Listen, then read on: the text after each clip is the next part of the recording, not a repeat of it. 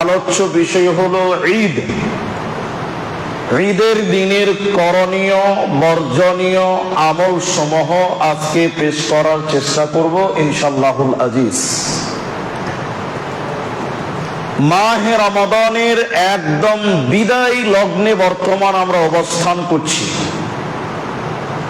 গুরুত্বপূর্ণ সময় কিভাবে অতিবাহিত করেছেন করলাম সেটা হিসাব আপনা করতে হবে।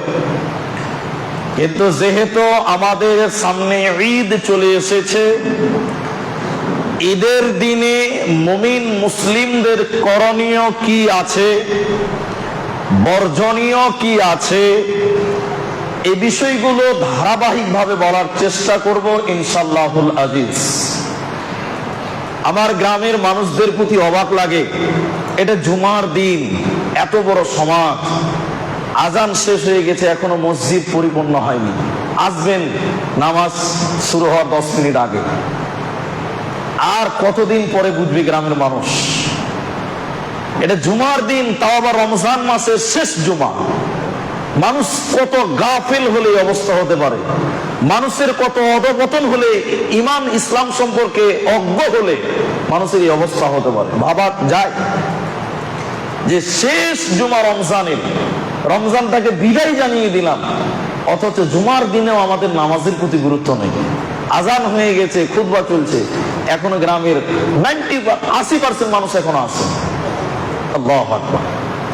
আমরা মাহে রমজান বিদায় জানিয়েছি, আমরা ঈদকে স্বাগতম জানাচ্ছি। সেই ঈদকে কেন্দ্র করে আমাদের অনেক জানার আছে, তাই যারা উপস্থিত আছেন খুব সূক্ষ্মভাবে বোঝার চেষ্টা করেন। আপনি এই কথাগুলোকে 20 মিনিট মনে করবেন না, আমার এই কথাগুলোকে রেডি করতে 20 ঘন্টা লেগেছে, আপনাকে আমি 20 মিনিটে শোনাবো। তাই আপনি এগুলো গুরুত্ব দিয়ে বোঝার চেষ্টা করবেন, এত সহজেও পাবেন না, অনেক ঘাটাঘাটি করে আপনাকে এই জায়গাতে এসে বলতে হবে। আমাদের প্রথম অধ্যায় হলো রমাদান শেষ করে ঈদের দিনে আমাদের করণীয় সমূহ কি, কোন কোন কাজ করা একজন মুমিন মুসলমানদের জন্য জরুরি, করা উচিত, করতে হবে। তার 1 নম্বর হলো ঈদুল ফিতরের দিন, অর্থাৎ রোজার ঈদের দিন সকাল সকাল সর্বপ্রথম কাজ হলো গোসল করা। হযরতে নাফি রাহমাতুল্লাহি আলাইহি তিনি বর্ণনা করছেন, ইবনে ওমর রাদিয়াল্লাহু তাআলা আনহু তিনি ঈদুল ফিতরের দিন খুব সকাল সকাল তিনি গোসল করতেন। তার মানে ঈদের দিনের প্রথম কাজ হবে, ফজরের পরে সর্বপ্রথম কাজ হলো গোসল করা। গোসল করাকে ইমাম নববী রাহমাতুল্লাহি আলাইহি মাজমুআ ফাতাওয়াতে তিনি বলছেন, ঈদের দিন গোসল করা প্রথম সকালে, ফার্স্ট সকালে, এটা হলো মুস্তাহাব। ইমাম ইবনে কুদামা রাহমাতুল্লাহি আলাইহি তিনি আল মুগনি গ্রন্থের 2য় খণ্ডে তিনি লিখছেন, ঈদুল ফিতর অথবা ঈদুল আজহার দিন সর্বপ্রথম কাজ ফজরের পরে গোসল করা, এটি হলো সুন্নতি আমাল। তার মানে অতি সকাল সকাল গোসল করতে হবে ঈদের দিন। মুসল্লিদের জন্য প্রথম কাজ হলো গোসল করা, এবং সেটা তাড়াতাড়ি করতে হবে, খুব সকালে করতে হবে, অন্ধকারেই করার চেষ্টা করতে হবে। আবু দাউদ ইবনে মাজাতে হাদিস রয়েছে, আবু দাউদে 1135 নম্বর হাদিসে রয়েছে, ঈদের নামাজ যেহেতু তাড়াতাড়ি, ঈদের নামাজ যেহেতু তাড়াতাড়ি, এজন্য গোসলও করতে হবে তাড়াতাড়ি। আব্দুল্লাহ ইবনে সাইব রাদিয়াল্লাহু তাআলা আনহু থেকে হাদিস তিনি বলছেন, তিনি ছিলেন একজন রাসূলের সাহাবী, তিনার আমল, তিনার কথা, তিনার ওয়াদাটা, তিনার জবানবন্দিটা বুঝেন। আব্দুল্লাহ ইবনে সাইব রাদিয়াল্লাহু তাআলা আনহু তিনি বলছেন, তিনি নবীর সাহাবী, তিনার জামানায় তিনি ঈদের মাঠে গেলেন, তাড়াতাড়ি গেলেন, যে দেখছেন ইমাম সাহেবের আসতে দেরি হচ্ছে, তাই তিনি ইমাম সাহেবের প্রতি রাগান্বিত হলেন। তিনি সাহাবী। তিনি কে? সাহাবী। এটা নবীর পরের সাহাবী। নবী এখন নাই, সাহাবীরা বেঁচে আছে। তিনি ইমামের প্রতি অসন্তুষ্ট হলেন, রাগান্বিত হলেন এবং তিনি বললেন, তুমি যে টাইমে ঈদগাহে এলে এই টাইমে অলরেডি আমরা নামাজ শেষ করতাম নবীর জামানায়। তুমি ইমাম যে টাইমে ঈদগাহে এলে এই টাইমে আমরা নবীর জামানায় ঈদের নামাজ শেষ করে দিতাম। তার মানে তুমি দেরিতে এসেছো। তো কিভাবে কতটা নামাজ পড়তেন? সুবহ সাদিক, সুবহ তাসবিহ, হিনা তাসবিহ। কাকে তাসবিহ বলা হচ্ছে? বলছে সূর্য ওঠার পরে পরে আমরা ঈদের নামাজ পড়তাম। মুহাদ্দিসগণ বলছেন সেই টাইমটা কতটুকু টাইম? বলে সূর্য ওঠার 10 থেকে 15 মিনিট পরে পরে আমরা ঈদের নামাজ কমপ্লিট করতাম। তাহলে ঈদের নামাজ যদি এত সকাল সকাল হয় তাহলে গোসল করতে হবে কখন? সূর্য ওঠার আগে। কথা বুঝতে পেরেছেন? তাহলে গোসল করতে হবে কখন? 6:30টার সময়। মুনি সাহেব বলবে তাড়াতাড়ি এসো, আর টাইম নাই, শুনবো তখন গোসল করতে যাব না। ইবনে ওমর রাদিয়াল্লাহু তাআলা আনহু বলছেন যে আমি নাফি রাহমাতুল্লাহ আলাইহি তিনি বলছেন যে ইবনে উমারের ছেলে ঈদের দিন ফজরের পরে সর্বপ্রথম তিনি গোসল করতেন। গোসলটাই প্রথম কাজ।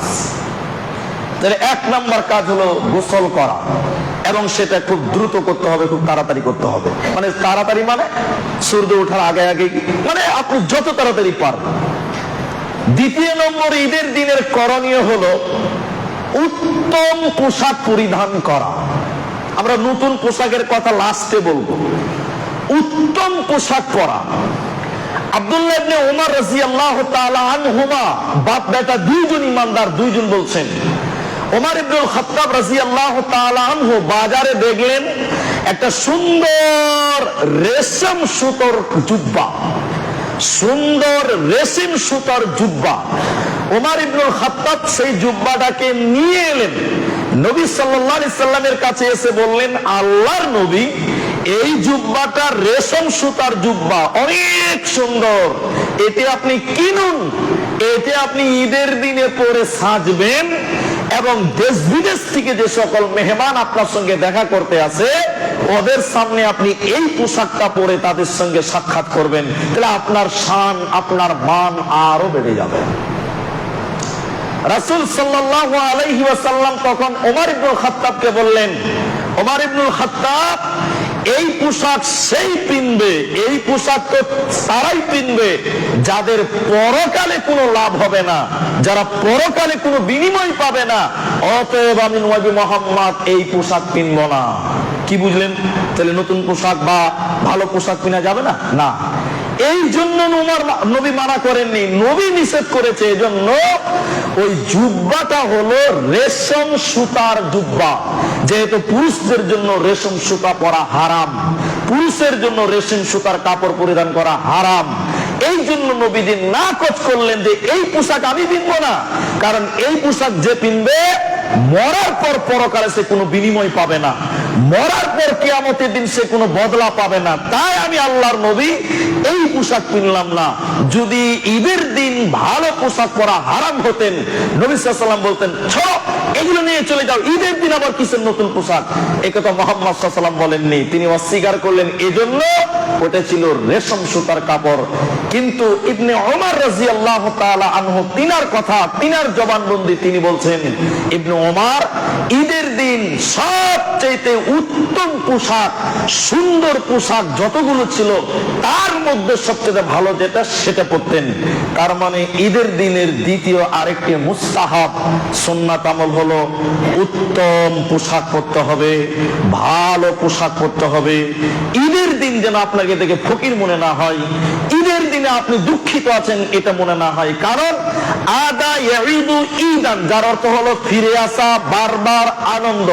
ঈদ তো আনন্দ নিয়ে এসেছে, তো আনন্দের দিনে নোংরা কাপড় নয়, ছিঁড়া কাপড় নয়, উত্তম জামা, উত্তম পোশাক, দামি পোশাক, ভালো পোশাক ঈদের দিন পরেন। তাহলে 1 নাম্বার গোসল করা, 2 নম্বর উত্তম পোশাক পরিধান করা। আমি কিন্তু নতুন পোশাকের কথা বলিনি, এটা মনে রাখবেন। কথা যেন উল্টা পাল্টা না হয়। আমি বলেছি উত্তম পোশাক। আপনার 5টা পোশাক আছে, 5টা জামা প্যান্ট আছে, ওইটাই 5টার ভিতরে সবচেয়ে যেটা ভালো সেটা আপনি পরবেন।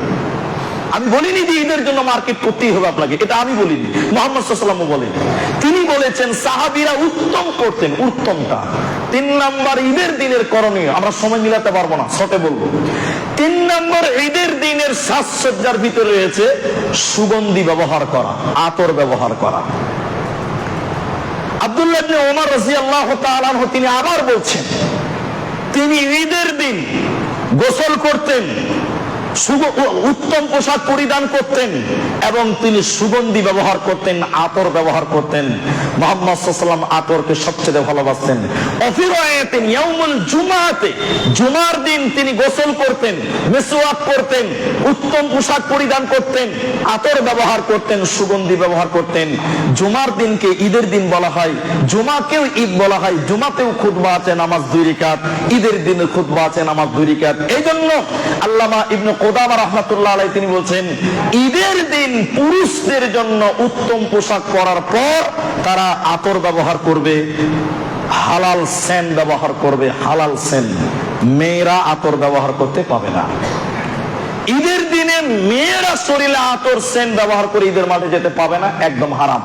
পরে আসবে, করা যাবে না গুলো পরে বলছে, আগে যাবে গুলো শুনে। 3 নাম্বার হয়ে গেল। 4 নাম্বার, ঈদের জন্য যখন বাড়ি থেকে বের হবেন প্রথম কাজ হবে খেজুর খেয়ে যেতে হবে। ঈদুল ফিতর, রোজার ঈদের দিন খেজুর খেতে হবে। আনাস রাদিয়াল্লাহু তাআলা আনহু থেকে বর্ণিত, তিনি বলেন রাসূল সাল্লাল্লাহু আলাইহি ওয়াসাল্লাম ততক্ষণ পর্যন্ত ঈদের জন্য বাড়ি থেকে বের হতেন না, রোজার ঈদের দিন অতক্ষণ পর্যন্ত ঘর থেকে বের হতেন না যতক্ষণ পর্যন্ত তিনি খেজুর না খেয়েছেন। মিষ্টি জাতীয় জিনিস খাওয়া মুস্তাহাব, খেজুর খাওয়া সুন্নাত। খেজুর খেতেন, কয়টি খেজুর খেতেন? আনাস রাদিয়াল্লাহু তাআলা আনহু তিনি বলেন রাসূল সাল্লাল্লাহু আলাইহি ওয়াসাল্লাম বেজুর সংখ্যক খেজুর খেতেন, 1টি, 3টি, 5টি বিত্র। নবী সাল্লাল্লাহু আলাইহি ওয়াসাল্লাম বেজুর সংখ্যক খেজুর খেয়ে ঈদের মাঠে যেতেন রোজার ঈদের দিন। তাহলে আবার আপনার 4র্থ নম্বর করণীয় হলো ঈদের দিনে, রোজার ঈদের দিনে খালি পেটে ঈদগাহে যাবেন না, মিষ্টি মুখ করে যাবেন, খেজুর খেয়ে যাবেন। সেই খেজুর হবে বেজুর, 1টি, 3টি, 5টি, 7টি, 9টি বেজুর। এক কথায় বেজুর সংখ্যক খেজুর খেয়ে যাওয়া সুন্নতি আমাল। এগুলো আমাদের ঈদের দিন স্মরণে রাখতে হবে। এরপরে ঈদের দিন যাবেন কিভাবে? ঈদের দিন খেজুর খেয়ে বাড়িতে বের হলেন, তো রাস্তায় কিভাবে চলবেন, কিভাবে যাবেন? ওমর রাদিয়াল্লাহু তাআলা আনহু তিনি ঈদের মাঠে বাড়ি থেকে বের হতেন এবং তিনি তাকবীর দিতে দিতে যেতেন। ওমর রাদিয়াল্লাহু তাআলা আনহু ততক্ষণ পর্যন্ত তাকবীর দিতেন যতক্ষণ পর্যন্ত ঈদের মাঠে না পৌঁছাতেন। রাস্তাতে ঈদের তাকবীর পড়তে পড়তে যেতেন। ওয়াকানা ওমর ইবনে ওকারা আব্দুল্লাহ ইবনে ওমর ওয়া আবি হুরায়রা রাদিয়াল্লাহু তাআলা আনহু, হযরত আব্দুল্লাহ ইবনে ওমর এবং আবু হুরায়রা রাদিয়াল্লাহু তাআলা আনহু দুইজন বলছেন, তারা দুইজন বাড়ি থেকে ঈদের দিন বের হলেন ঈদের নামাজ পড়তে যাবে বলে। রাস্তাতে তারা জোরে জোরে তাকবীর পড়ছেন, আল্লাহু আকবার, আল্লাহু আকবার, লা ইলাহা ইল্লাল্লাহ, আল্লাহু আকবার, আল্লাহু আকবার, ওয়ালিল্লাহিল হামদ। জোরে জোরে পড়লেন আবু হুরায়রা, জোরে জোরে পড়লেন ইবনে ওমর। তাদের তাকবীর শুনে অন্য মানুষেরাও সচেতন হলো, ও আজকে তো তাকবীর পড়তে হবে। অন্য মানুষেরাও তাকবীর পড়লেন। উল্লেখিত 2টি হাদিস থেকে বোঝা যায় ঈদের দিনে রাস্তা দিয়ে যখন ঈদগাহে মুসল্লিরা যাবে তাকবীর বলতে বলতে যাবে। ছেলেরা জোরে জোরে পড়তে পারে, মেয়েরা আস্তে আস্তে মনে মনে পড়তে যাবে। কিন্তু তাকবীর পড়তে পড়তে যাওয়া সুন্নাত, তাকবীর পড়তে পড়তে যাওয়া সুন্নাত। কিভাবে যাবেন? এক পথ দিয়ে যাবেন, ভিন্ন পথ দিয়ে আসবেন, এটা আরেকটি সুন্নাত। হযরতে আব্দুল্লাহ ইবনে আব্বাস রাদিয়াল্লাহু তাআলা আনহু তিনি বলেন রাসূল সাল্লাল্লাহু আলাইহি ওয়াসাল্লাম এক পথ দিয়ে যেতেন, আসার সময় পথ পরিবর্তন করতেন। মুহাদ্দিস মাজমুআ ফাতাওয়া, ফতোয়ার গ্রন্থের সবচেয়ে বড় কিতাব, সৌদি আরবের ইমাম নববী রাহমাতুল্লাহ আলাইহি তিনি লিখছেন, নবী সাল্লাল্লাহু আলাইহি ওয়াসাল্লাম এক পথে ঈদের মাঠে গেলেন, আরেক পথে ঈদের মাঠ থেকে এলেন। কেন? কয়েকটি কারণ। এক, যে রাস্তা দিয়ে হেঁটে হেঁটে ঈদের মাঠে গেছে, কিয়ামতের দিন ওই রাস্তা সাক্ষী দিবে। কিয়ামতের দিন ওই আশপাশের পাখি যারা দেখেছে তাকে, ওই পাখিগুলো সাক্ষী দিবে। যে গাছপালা তাকে দেখেছে, গাছপালা সাক্ষী দিবে। যে বাড়িগুলো তাকে দেখেছে, বাড়িগুলো সাক্ষী দিবে যে আল্লাহ তোমার বান্দা শুকরিয়া আদায়ের জন্য ঈদের দিন সকাল সকালে ঈদের নামাজ পড়তে গেছিল। এবার আসার সময় যদি অন্য রাস্তা দিয়ে আসে, আরো নতুন নতুন গাছ, আরো নতুন নতুন বাড়ি, আরো নতুন নতুন রাস্তা, সেগুলো আপনার আমার জন্য সাক্ষী দিবে। নাম্বার 2, রাস্তা পরিবর্তন করলেন, এক রাস্তাতে গেলেন, 10 জনের সঙ্গে দেখা হলো। আপনি বললেন আসসালামু আলাইকুম, আল্লাহ আপনার প্রতি শান্তি বর্ষণ করুক, এটা হলো দোয়া। সে বলল ওয়া আলাইকুমুস সালাম, আপনার প্রতি শান্তি বর্ষিত হোক, এর নাম দোয়া। এক রাস্তাতে গেলেন, দিলেন 20 জনকে সালাম, 20 জনকে দোয়া দিলেন, 20 জনের কাছে দোয়া পেলেন। আসার সময় অন্য রাস্তা দিয়ে এলেন, আবার 20 জনের সঙ্গে দেখা হলো, অন্য 20 জন, তাদেরকে সালাম দিলেন, তারা আপনাকে সালাম দিল। তাহলে ভিন্ন রাস্তায় যাওয়ার হিকমত হলো, যে জায়গা দিয়ে যাবেন ওই জায়গাগুলো আল্লাহকে সাক্ষী দিবে। যেই সকল মানুষের সঙ্গে দেখা হবে তারা আপনার জন্য দোয়া করবে, আপনি তাদের জন্য দোয়া করবেন। এই জন্য এক পথে যাওয়া, ভিন্ন পথে আসা, এক পথে যাওয়া, ভিন্ন পথে আসা, এটা নেকির কাজ, সওয়াবের কাজ। এই জন্য ঈদের মাঠে তাকবীর পড়তে পড়তে যাবেন, এক পথে যাবেন, এক পথে আসবেন, এটা হলো সুন্নাহ। ভাই কথা বুঝতে পেরেছেন? এরপরে ঈদের মাঠে যাওয়ার আগে সাদাকাতুল ফিতর, যাকাতুল ফিতর আদায় করে যেতে হবে। 3টি হাদিস, 2টি হাদিস শোনাই। এক, আব্দুল্লাহ ইবনে ওমর রাদিয়াল্লাহু তাআলা আনহুমা তিনি বলেন, ফারাদা রাসূলুল্লাহ সাল্লাল্লাহু আলাইহি ওয়াসাল্লাম, আব্দুল্লাহ ইবনে ওমর রাদিয়াল্লাহু তাআলা আনহু তিনি বলছেন, বুখারী হাদিস, ফারাদা রাসূলুল্লাহ সাল্লাল্লাহু আলাইহি ওয়াসাল্লাম, রাসূল সাল্লাল্লাহু আলাইহি ওয়াসাল্লাম ফরজ করেছেন যাকাতুল ফিতর সাআন মিন তামরিন শাইরিন আলাল হুররি ওয়াল আবদি ওয়াল যাকারি ওয়াল উনসা ওয়াস সাগীর ওয়াল কাবীর মিনাল মুসলিমিন। আল্লাহ রাসূল সাল্লাল্লাহু আলাইহি ওয়াসাল্লাম ফরজ করলেন যাকাতুল ফিতর। কার জন্য? এক সা খাদ্যদ্রব্য, খেজুর, জব। কার জন্য? পুরুষের জন্য, নারীর জন্য, ছোটর জন্য, বড়র জন্য, চাকরের জন্য, চাকরানির জন্য, মুসলিমিন, মুসলিমদের জন্য এক সা খাদ্যদ্রব্য ফরজ করেছেন। সেটা কখন দিতে হবে? ঈদের নামাজের আগে দিতে হবে। ঈদের নামাজের আগে। আলহামদুলিল্লাহ আমাদের গ্রাম সচেতন, ঈদের নামাজের আগে বন্টন হয়ে গেছে, আলহামদুলিল্লাহ হচ্ছে প্রত্যেক বছর, আলহামদুলিল্লাহ। আব্দুল্লাহ ইবনে আব্বাস রাদিয়াল্লাহু তাআলা আনহু বলেন, নবী সাল্লাল্লাহু আলাইহি ওয়াসাল্লাম বললেন, কেউ যদি ঈদের নামাজের আগে সাদাকাতুল ফিতর বন্টন করে, এটা হবে সাদাকাতুল ফিতর। কেউ যদি নামাজের পরে বন্টন করে, এটা হলো দান, সাধারণ দান, ওটার সাদাকাতুল ফিতর হলো না। তাহলে ঈদের নামাজের আগে সাদাকাতুল ফিতর বন্টন করে ঈদের মাঠে যেতে হবে। সাদাকাতুল ফিতর বন্টন করার পরে আপনাকে আমাকে ঈদের মাঠে উপস্থিত হতে হবে। এরপরে আপনার খুতবা, ঈদের মাঠে যখন আমরা চলে গেলাম, ঈদের মাঠে যখন আমরা উপস্থিত হয়ে গেলাম, সেখানে আমাদের করণীয় হচ্ছে এক, খুতবা নামাজের আগে ঈদের মাঠে আর কোনো কাজ নাই, কোনো ইবাদত নাই। প্রথম ইবাদত ঈদের মাঠে হলো নামাজের আগে খুতবাও নাই, নামাজের আগে কালেকশনও নাই, নামাজের আগে কিচ্ছু নাই। এক নাম্বার হলো নামাজ আদায় করা, নামাজ পড়তে যেতে হবে। আমরা যদি নামাজ পড়ি তাহলে আমাদের ওটা শুদ্ধ। আর যদি আগে কালেকশন, আগে বক্তব্য, আগে অন্য কোনো ইবাদত করা হয় তাহলে হবে এটা বিদআত, তাহলে এটা হবে এক পাপ। তাহলে আমাদের জন্য প্রথম কাজ হবে ঈদের মাঠে যাওয়ার পরে নামাজ কায়েম করা। লা আযান ওয়ালা ইকামা ওয়ালা নিদা, হাদিসের শব্দ।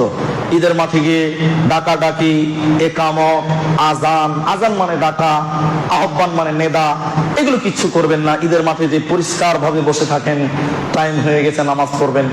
এরপরে হলো খুতবা শ্রবণ করা। ঈদের নামাজের জরুরি, ঈদের দিনের জরুরি কাজ হলো খুতবা শ্রবণ করা। মানুষটি কত পেরেশান, আল্লাহুস সামাদ। সারা জীবন আপনি ব্যয় করলেন সংসারের জন্য, জীবনের পেছনে দৌড়লেন। হাজি, বছরে 2টি ঈদ, খুতবা হবে 20 মিনিট, খুতবা হবে 15 মিনিট। মানুষের ধৈর্য হয় না। এইটুকু টাইম মানুষের খুতবার জন্য মানুষের ধৈর্য নাই। আব্দুল্লাহ ইবনে সাবিত রাদিয়াল্লাহু তাআলা আনহু তিনি বলেন, আমি রাসূল সাল্লাল্লাহু আলাইহি ওয়াসাল্লামের সঙ্গে ঈদের মাঠে গেলাম। আমি রাসূল সাল্লাল্লাহু আলাইহি ওয়াসাল্লামের সঙ্গে ঈদের মাঠে যখন গেলাম, নবী সাল্লাল্লাহু আলাইহি ওয়াসাল্লাম প্রথমে গিয়ে আগে নামাজ পড়ালেন, এরপরে দাঁড়ালেন, দাঁড়িয়ে বললেন, এখন আমরা খুতবা দিব, এখন আমরা খুতবা দিব, তোমরা বসে যাও, যারা বসবে বসে যাও। মুহাদ্দিসগণ বলছেন এমন একজন মুসল্লি ছিল না যে রাসূলের সামনে থেকে উঠে চলে গেল, কেউ ছিল না। রাসূল খুতবা দিলেন, সবাই মনোযোগ সহকারে খুতবা শুনলেন, কারণ জানার প্রয়োজন আছে। বসে থাকলে দোয়া করবে, বসে থাকলে আল্লাহ রহমত বর্ষণ করবে। তাহলে ঈদের দিনে ঈদের নামাজ ঈদগাহে যে প্রথম কাজ। দ্বিতীয় নম্বর হলো আপনার খুতবা শ্রবণ করতে হবে। কি এমন ব্যস্ত আপনি আছেন? সাহাবায়ে কেরাম বলছেন, এরপরে হাদিস আব্দুল্লাহ ইবনে আব্বাস রাদিয়াল্লাহু তাআলা তিনি আবার বলছেন, আমি রাসূলের সঙ্গে ঈদের মাঠে গেলাম। ওই যে এর আগে বললাম, আব্দুল্লাহ ইবনে আব্বাস কার সঙ্গে ঈদের মাঠে গেলেন? রাসূলের সঙ্গে। কেন? তিনি বলছেন তিনি গেলেন এক রাস্তায়, এলেন এক রাস্তায়, আমি ছিলাম। আবার তিনি বলছেন, আমি রাসূলের সঙ্গে ঈদের মাঠে গেলাম। ঈদের মাঠে গিয়ে তিনি প্রথমে নামাজ পড়ালেন, এরপরে তিনি খুতবা দিলেন। সঙ্গে সাথী সাহাবায়ে কেরাম মনোযোগ দিয়ে তিনি খুতবা শুনলেন। খুতবা শুনতে হবে, খুতবা শোনা জরুরি। সেদিন আপনি কেন এত ব্যস্ত হলেন, চলে গেলেন কেন? 20টা মিনিট কি আপনি দোয়া করবেন না? মুসলিম মিল্লাতের জন্য দোয়া হবে, হাদিস এরপরে আসছে। দেখেন, খুতবা শুনতে হবে, এটা আপনার তারপরের কাজ। এবং সেই ঈদগাহে যাবেন তো একা গেলে হবে না, একা গেলে হবে না। আপনার ছেলে মেয়েদেরকে নিয়ে যেতে হবে, আপনার মেয়েদেরকেও নিয়ে যেতে হবে, মেয়েদেরকে নিয়ে যেতে হবে, এটা আদেশ। ইমাম বুখারী আলাইহি রাহমাত তিনি বলছেন, ওয়ান উম্মে আতিয়া রাদিয়াল্লাহু তাআলা আনহা قال, উম্মে আতিয়া রাদিয়াল্লাহু তাআলা আনহা থেকে বর্ণিত, তিনি বলেন, আমাদেরকে নবীর জামানায় আদেশ করা হলো। নবীজি বললেন, তোমরা তোমাদের মেয়েদেরকে ঈদের মাঠে নিয়ে যাও, যুবতী মেয়েদেরকে ঈদের মাঠে নিয়ে যাও, সাবালিকা মেয়েদেরকে ঈদের মাঠে নিয়ে যাও, ঋতুবতী, হাইজওয়ালি, মেন্সওয়ালি, নাপাকওয়ালি, আওরাত, ইমরাত মেয়েদেরকে ঈদের মাঠে নিয়ে যাও। নাপাক মেয়েরাও ঈদের মাঠে যাবে। যে মেয়ে নামাজ, যার জন্য জায়েজ নেই, যে মেয়ে নামাজ পড়তে পারবে না, রাসূল আদেশ করলেন সেই মেয়েকে ঈদের মাঠে নিয়ে যাও। কেন কেন কেন? রাসূল বললেন, মুসলিমদের দোয়া তারা আমিন বলবে, অংশগ্রহণ করবে। ইমাম সাহেব বলছে, আল্লাহ এই মাঠে যারা 1 মাস রোজা রেখে এই মাঠে এসেছে, আল্লাহ তুমি সবাইকে মাফ করো। সবাই তখন বলছে আমিন। আপনার ওই হাইজওয়ালি, নাপাকওয়ালি, মেন্সওয়ালি মেয়েটা ওখানে আছে, ও বলবে আমিন, আল্লাহ ওর আমিনও কবুল করতে পারে। এই জন্য কার আমিন কবুল হবে কেউ জানেন না। এই জন্য নবী বললেন, নাপাক মেয়ে, ঋতুবতী মেয়ে, হাইজওয়ালি মেয়ে, তাকেও নিয়ে যাও। অফিরায়াতিন, নবীজি এরপরে বললেন, সময় শেষ, এরপরে নবীজি বললেন, তোমাদের প্রশ্ন করলেন, কিলা ইয়া রাসূলুল্লাহ, হে আল্লাহর নবী, আমাদের মধ্যে অনেক মেয়ে মানুষ, গরীব মেয়ে মানুষ, আল্লাহর নবী, তাদের কোনো জামা নাই, তাদের কোনো কাপড় নেই, তাদের ভালো চাদর নেই, তাদের লম্বা ওড়না নাই, তারা কিভাবে ঈদের মাঠে যাবে? নবী সাল্লাল্লাহু আলাইহি ওয়াসাল্লাম বললেন, যে সমস্ত মেয়েদের ওড়না বেশি আছে, যে মেয়েদের ওড়না ছিঁড়া, ওড়না নাই, চাদর নাই, যাদের বেশি আছে, ওই না থাকা মেয়েদেরকে ধার দিবে, কর্জ দিবে, আদি দিবে, দিয়ে তাদেরকে ঈদের মাঠে নিয়ে যাবে। মেয়েরা ঈদের দিন বাড়িতে বসে থাকবে, এরকম সুযোগ ইসলামে নাই। মেয়েদেরকে নিয়ে যান।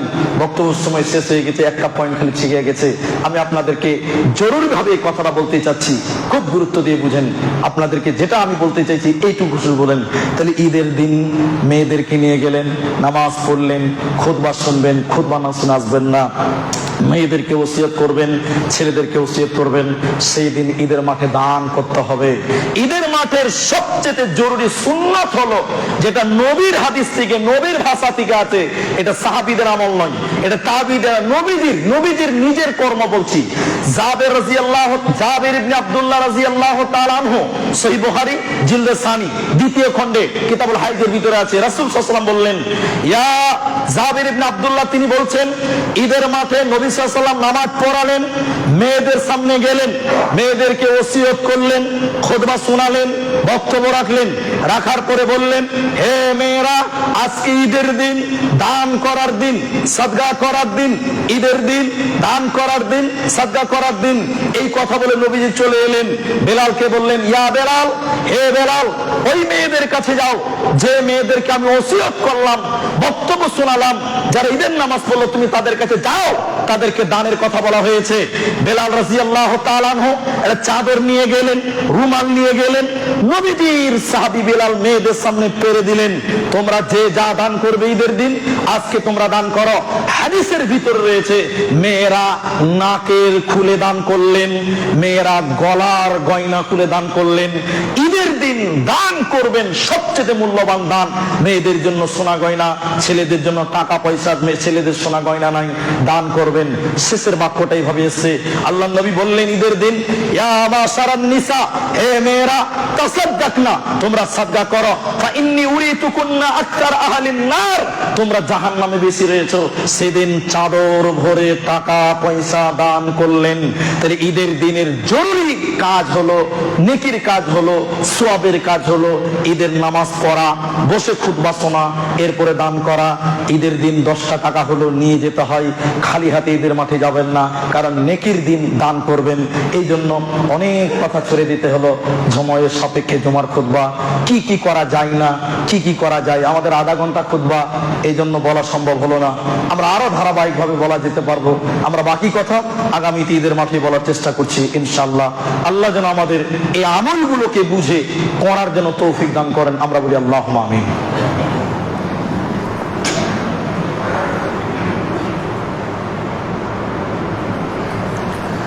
আলহামদুলিল্লাহ, ওয়াসসালাতু ওয়াসসালামু আলা রাসূলিল্লাহ ওয়া আলা আলিহি ওয়া সাহবিহি ওয়া সাল্লিমু তাসলিমান কাসীরান কাসীরা। আমি আমার গ্রামের প্রত্যেকজন বড় ভাই, ছোট ভাই, স্নেহের, শ্রদ্ধার যারা আছেন এখানে, নারী পুরুষ যারা শুনছেন, অন্তত জুমার দিন আজানের আগে মসজিদে আসবেন। আপনার খুতবা ভালো লাগুক চাই না লাগুক, এখানে বসে থাকতেই হবে। কারণ যেই ইমাম মেম্বারে চেপে যায়, এর আগে ফেরেশতারা ওই গেটে বসে থাকে। কে ঢুকলো? আব্দুর রহমান, লেখলো আব্দুর রহমান, কত নেকি পাবে? এটা গরু সাদকা করার নেকি পাবে। কে ঢুকলো? হবিবুর রহমান, কি পাবে? পাবে একটা ছাগলের সমান নেকি। কি পাবে? মুরগির সমান। আজানের আগে যতজন মসজিদে ঢুকছে সবার নাম লেখলো খাতাতে। কোন খাতাতে? ফেরেশতাদের খাতাতে। ওই খাতাটা আল্লাহর কাছে জমা থাকবে। যেই খুতবার জন্য মেম্বার ইমাম দাঁড়িয়ে গেছে, আজান দিতে লেগে গেল, ফেরেশতারা খাতা বন্ধ করে বলছে চলো আমরা খুতবা শুনবো। তাহলে আজানের পরে যেই লোকটি মসজিদে এলো, ওদের নাম খাতাতে উঠলো না, ওদের হাজিরাই হলো না। এবার নেকি পাবে কি পাবে না ওটা আলাদা ব্যাপার, কিন্তু ওদের নাম খাতাতে লেখা। কোনো বাচ্চা যদি স্কুলে চলে যায় হাজিরা হওয়ার পরে পড়তে দিবে, কিন্তু হাজিরা তার উঠাবে না, তুমি রং টাইমে এসছো। তো এইরকম ব্যাপার। এই জন্য অন্তত জুমার দিন টাইম মতো মসজিদে আসবো। একবার বলুন ইনশাআল্লাহ। আল্লাহ আমাদের যারা মারা গেছে তুমি তাদের কবরের শাস্তি মাফ করো, বলুন আল্লাহুম্মা আমিন। আল্লাহ যারা অসুস্থ তুমি তাদের শিফায়ে কামেলা আজেলা দান করো।